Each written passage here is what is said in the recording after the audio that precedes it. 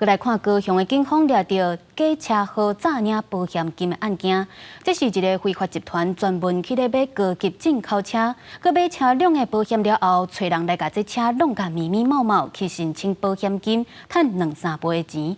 2档内非法所得已经有上千万，警方已经抓到15个嫌犯，无排除佮有修理车的业者涉案。一台车驶了真紧，对准头前停止的车辆大力撞落去。另外一个监视器画面则是会当看到驶了真凶的车辆向着路边停止的白色车辆来弄，目的是要让这个车严重毁损，到爱报废，还向保险公司来骗保。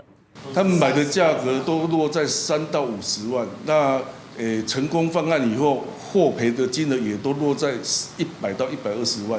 因专门找这排的进口车，以市价30万还是50万的价数，买来这排的权利车还是流动的车，还佫能投保着车体险，车体免责具条约，只要上传资料就会当投保的空旁。成功投保了后，找人甲车弄到几乎要歹去，互保险公司认定这修缮的费用伤过悬，直接理赔因投保上悬的金额100多万。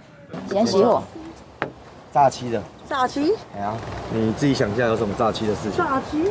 警方前往高山遮野等所在来敲，发现涉案的人有15个人这么多，有人专门洗车来弄车，嘛有人扮演着车主坐伫车顶等待互人弄。过程当中嘛捌失手弄伤着家己人。他们本身就有那个要制造假车，然后撞得太严重，连人都住院了。嫌犯用这种手法赚要上千万，但这2档未接出现共一款名车的理赔，才互保险公司怀疑来报警。而警方嘛无排除有汽车维修的业者牵涉，会扩大来追查。记者王刘婷丹、hen坤报道。